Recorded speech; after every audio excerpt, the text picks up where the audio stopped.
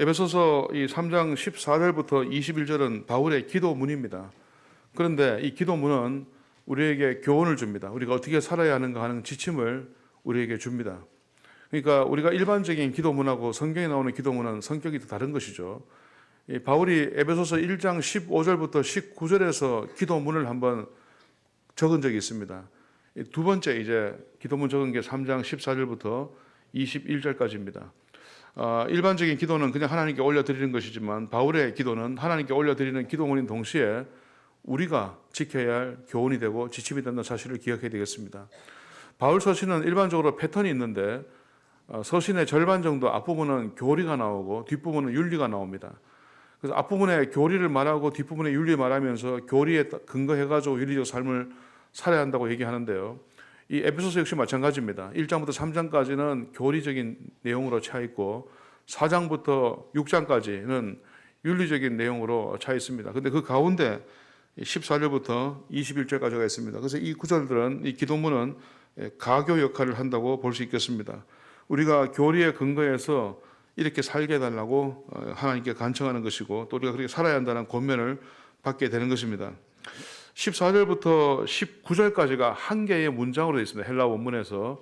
우리말 성경은 뭐 문장이 여러 개 되어 있지만 헬라 원문에 보면은 원문에는 마침표가 14절부터 시작해가지고 19절에 찍힙니다. 두 번째 문장이 20절, 21절입니다. 그러니까 두 개의 문장으로 본문이 구성되어 있습니다. 이에 따라서 14절부터 19절까지는 하나님께 드리는 기도이고 20절, 21절은 그 기도를 들으시는 하나님을 찬양하는 것입니다.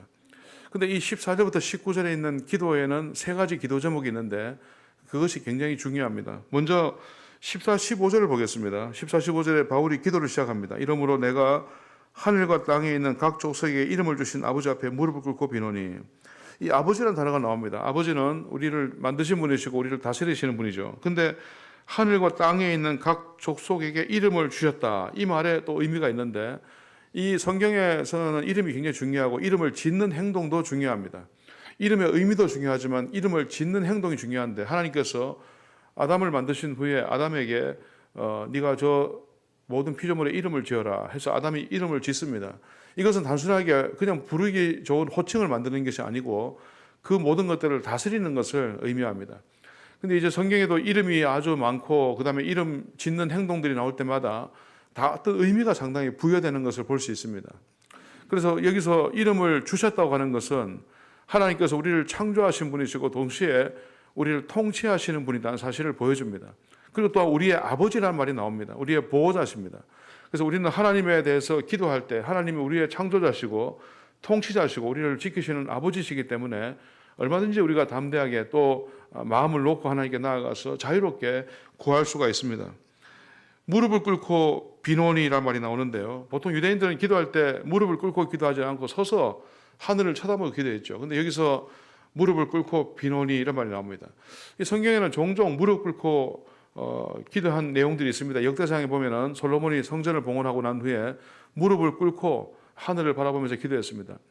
예수님께서 겟세마네에서 기도하실 때도 무릎을 꿇고 간절히 기도하셨고 사도행전 7장에 보면 스데반이 순교할 때 무릎을 꿇고 기도한 것이 있습니다. 이것은 정말 간절한 기도, 또 겸손한 기도, 하나님을 우러러 경배하면서 드리는 기도를 상징합니다. 이제 16절부터 19절까지 세 개의 기도 제목이 있는데요. 이 세 개의 기도 제목을 만든 근거는 이 헬라어 원문에서 히나라는 접속사가 3번 나오기 때문입니다. 이 히나는 목적절을 이끄는 접속사인데 이 히나가 3번 나오면서 그 내용이 바뀌어요. 조금씩 바뀌는데 근데 이 내용이 바뀌지만은 이 내용이 점층되고 고조되는 것을 볼 수 있습니다. 제가 주보에다가 3가지 기도 제목을 적어놨는데 첫 번째는 속사람이 강건해지는 것이고 두 번째는 그리스도의 사랑을 깨닫는 것이고 세 번째는 하나님의 충만하심으로 충만해지는 것입니다. 이 속사람이 강건해진다. 또 그리스도의 사랑을 깨닫는다. 또 하나님의 충만하심으로 충만해진다. 이것은 아까 얘기했지만 점층되고 고조됩니다. 그래서 존 스토트 같은 사람은 사도행전을 상당히 오랫동안 연구했는데 그 일생 전체의 사도행전을 연구한 사람 중에 한 명이 존 스토트입니다. 이 사람은 이 본문을 말하면서 이 세 가지를 계단에 올라가는 것으로 비유했습니다. 한 계단 한 계단 올라가면서 이 점점 하나님께 가까이 나아가는 그런 것을 존 스토트가 말한 적이 있습니다. 그래서 첫 번째 기도 제목, 두 번째 기도 제목, 세 번째 다 중요한데 이것이 단계적이라고 생각할 수 있고 이것이 다 연속된다는 것도 염두에 둬야 되겠습니다. 먼저 첫 번째 기도 제목이 16절, 17절에 나옵니다. 16절 보겠습니다. 그의 영광의 풍성함을 따라 그의 성령으로 말미암아 너희 속사람을 능력으로 강건하게 하시오며, 여기서 중심되는 문장이 너희 속사람을 강건하게 하소서라는 것입니다. 우리의 속사람을 강건하게 해 주옵소서라는 것입니다. 여러분, 사람은 겉사람과 속사람으로 구성되어 있죠. 겉사람은 우리의 이 몸이 겉사람이에요. 우리 보이는 몸, 육체가 겉사람이고, 속사람은 보이지 않는 우리의 모든 생각이나 마음이나 정신이나 이게 다 속사람입니다. 사람은 두 개로 구성되어 있습니다. 겉사람은 계속해서 늙어갑니다. 병들어갑니다. 또 겉사람은 어쩔 수 없이 나중에는 또 천국에 갈 수밖에 없습니다. 그러나 속사람은 계속해서 새로워질 수가 있습니다. 바울이 고린도후서 4장 16절에 이렇게 말씀했죠. 우리가 낙심하지 아니하노니 우리의 겉사람은 낡아지나 우리의 속사람은 날로 새로워지도다. 겉사람이 낡아지는 것은 어쩔 수 없습니다. 저도 우리 교회 부임한 지 벌써 15년 되는데 15년 전 사진을 보면요, 머리숱도 많고 얼굴도 통실통실하고 좀 이렇게 좀 지금보다 훨씬 더 건강했던 것 같아요. 그때만 해도 제가 좀 젊다 이런 생각이 들었습니다. 지금 보면은 다 빠졌어요. 이제 집사람이 머리 숙이지 말라고 자꾸 그러더라고. 자꾸 너무 권하다고. 그 전에 쇼핑몰인가 어디 보면은 머리 치직 뿌리면 머리 시꺼매지는 게 있는데 그거 한번 해보려는 묻길래 안 한다고 했습니다만, 저는 그냥 머리 다 빠지면 이대로 살지 그걸 굳이 또 어떻게 할 생각은 전혀 없습니다. 그건 개인의 취향인데 저는 그냥 그렇습니다만, 하여튼 여러분, 이 몸이 자꾸 늙어갑니다. 저와 함께한 우리 성도님들 중에 상당수가 옛날에 참 이런 표현하면 좀 그렇습니다만 좀 싱싱했어요. 싱싱하고 파릇파릇했습니다. 근데 어느 순간에 점점 늙어갑니다. 아이들은 많이 컸고요. 야, 이놈이 벌써 이렇게 컸나? 여러분 그런 생각 들잖아요. 그 몇 살이고 물어보면 몇 살인데, 이거 벌써 그래 됐냐? 얼마 전까지만 해도 이렇게 안고 다녔는데, 그런 생각을 하게 됩니다. 그리고 천국 가신 분도 많이 계십니다. 굉장히 이 겉사람은 낡아지게 돼 있습니다. 시간이 흐르면 어쩔 수 없습니다. 그러나 속사람은 날로 새로워지도다. 속사람이 강건해지는 것, 이것은 얼마든지 가능합니다. 겉사람은 할 수 없지만 우리의 내면, 이 내면 세계는 정신과 의지와 마음은 계속해서 날로 강건해질 수가 있습니다. 어떻게 강해질 수 있습니까? 여러 가지 방법이 있겠습니다만 이 성경이 말하는 것은 궁극적인 방법이죠. 16절에 나오는데요. 16절에 그의 영광의 풍성함을 따라 그의 성령으로 말미암아 그리고 능력으로 강건해진다. 하나님의 영광의 풍성함을 따라서 하나님의 성령으로 말미암아 능력으로 강건해진다. 하나님께서 강건하게 해주십니다. 그래서 하나님의 영광의 풍성함을 보는 사람, 그리고 성령의 충만함을 받으면 이 능력을 얻어가지고 속사람이 강건해진다는 것입니다. 여러분, 속사람이 강건해지도록 계속 기도해야 됩니다. 겉사람이 강건해지는 것도 기도해야 됩니다. 몸에 병이 걸리지 않고 건강하게 살다가 주님 부르실 때 가겠습니다. 가면 좋겠습니다. 기도해야 되고 노력해야 돼요. 그러나 어쩔 수 없는 부분도 존재합니다.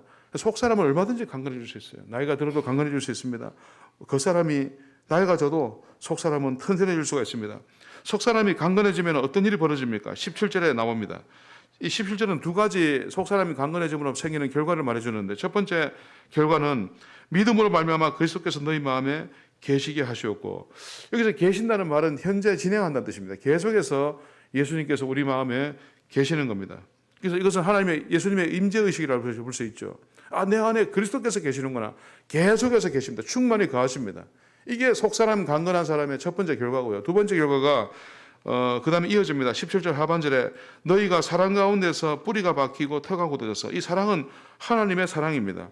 하나님의 사랑 가운데서, 그 다음에 이제 은유가 두 개 나오는데 식물 은유, 건축 은유가 나와요. 식물 은유는 뿌리가 박히는 거고, 건축 은유는 터가 굳어지는 겁니다. 바람이 불어도 뿌리가 딱 박혀 있으면 안 뽑히겠죠. 막 땅이 흔들려도 터가 아주 든든하면 건물이 무너지지 않습니다. 그러니까 이 하나님의 사랑 가운데서 우리가 흔들리지 않는다는 겁니다. 우리가 속사람이 강건해지면은 하나는 그리스도께서 우리 마음에 계시는 것이고, 또 하나는 그의 사랑 가운데 우리가 견고해지는 겁니다. 흔들리지가 않습니다.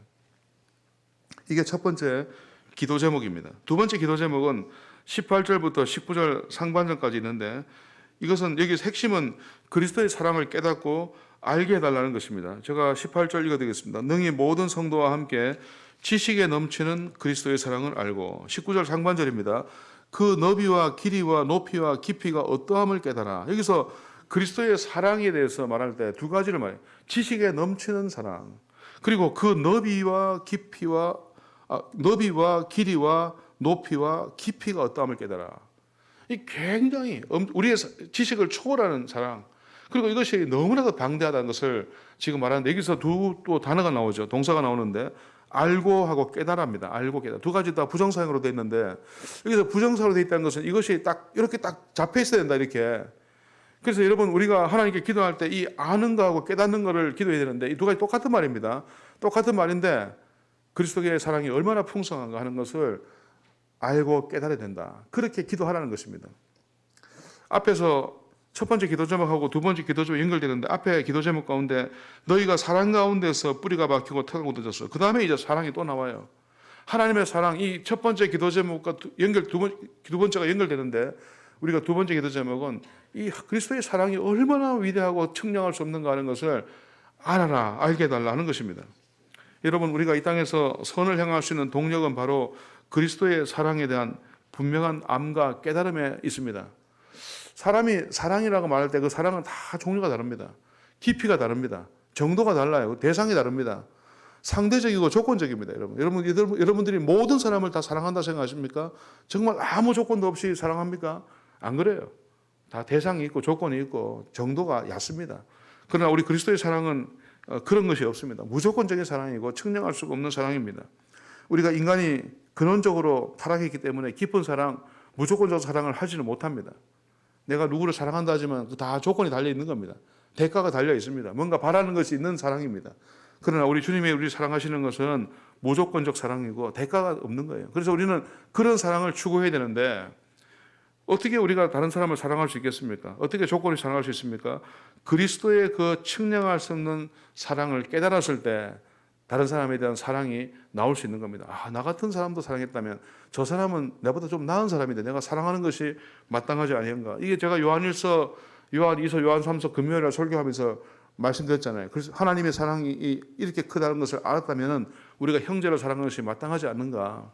그 사실을 말씀드렸습니다. 그리스도께서 나를 사랑하시는 확신이 깊어질수록 능력이 생기고 열정이 생기고 헌신이 생깁니다. 이렇게 하면 할수록 선한 삶을 살 수 있습니다. 그렇지 않은 가운데 선한 삶을 억지로 살려고 하는 것은 율법주의에 불과한 겁니다. 율법주의가 뭡니까? 착하게 살아야 상을 받고 착하게 안 살면 벌을 받으니까 나는 착하게 사는 게 마땅하다. 이게 율법주의잖아요. 그러나 그리스도의 사랑이 우리를 감동하고 그것을 알고 깨달으면 그런 사랑을 초월해요. 훨씬 더 깊은 사랑을 할 수가 있습니다. 바울은 이미 에베소서 1장과 2장에서 그리스도의 사랑에 관해서 말한 적이 있습니다. 또 에베소서 5장 2절에 그리스도께서 너희를 사랑하신 것 같이라는 말을 씁니다. 그리스도께서 여러분들을 사랑하셨습니다. 이런 확신이 있어야 됩니다. 이것이 바울이 우리를 위해서 주었던 두 번째 기도 제목입니다. 이제 세 번째 기도 제목을 말씀드리겠습니다. 19절 하반절인데요. 하나님의 모든 충만하신 것으로 충만하게 해달라는 기도입니다. 하나님의 모든 충만하신 것으로 충만하게 해달라. 이것이 바울의 기도 제목입니다. 이것이 좀 말이 어렵죠. 읽어보면은 하나님의 모든 충만하신 것으로 너희에게 충만하게 하시기를 구한다.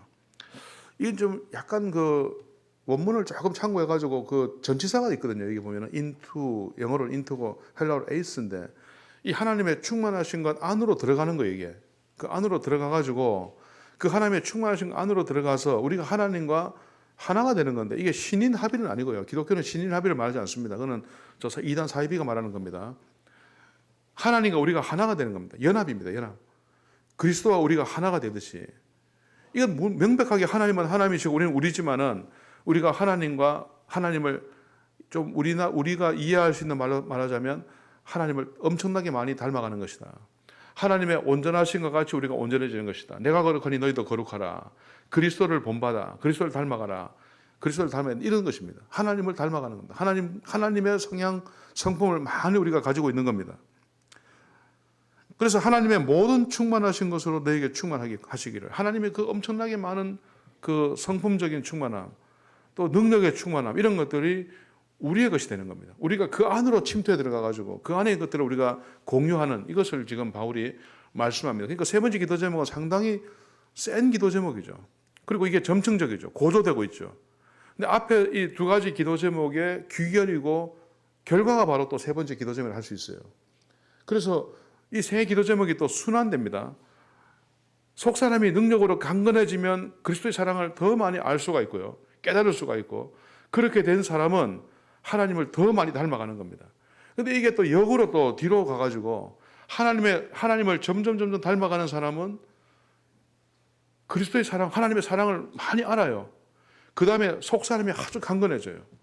이 세 가지가 선순환을 계속해요. 이게 반대로 가기도 하지만 이렇게 돌기도 합니다. 그래서 이 세 가지 기도 제목은 연결되어 있는 것이고 우리가 기도할 뿐 아니라 지향해야 할 삶의 방향이다라고 볼 수 있습니다. 사랑하는 성도 여러분, 이렇게 우리는 기도해야 됩니다. 속 사람이 강건하게 달라고 기도해야 됩니다. 우리 내면이 튼튼해지도록 기도해야 됩니다. 흔들리지 않도록 기도해야 되고 또 하나님께서 우리를 사랑하신다는 사실을 알아야 됩니다. 하나님의 사랑을 깨닫지 못하는 사람은 잘못된 인생을 살거나 혹은 기력이 없는 인생을 살게 돼 있어요. 힘이 없어요.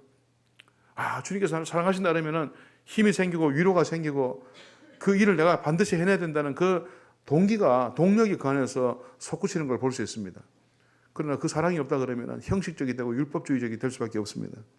그런 가운데 우리는 점점 하나님의 온전하심을 닮아가는데 이게 바로 영화죠.